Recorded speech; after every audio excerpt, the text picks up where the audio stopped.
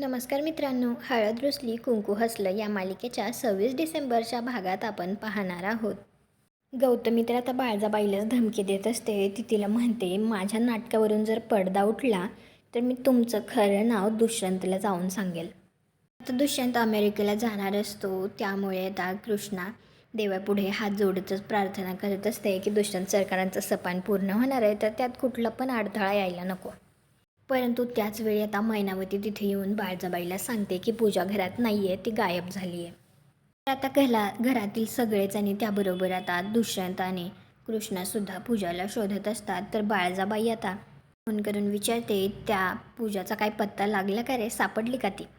परंतु पूजा कुठेच सापडत नसते. तर आता कृष्णाला खूप टेन्शन आलेलं असतं. तर दुष्यंत तिला समजावतच म्हणतो, हे बघ कृष्णा, काही होणार नाही आहे, तिला सापडेल ती.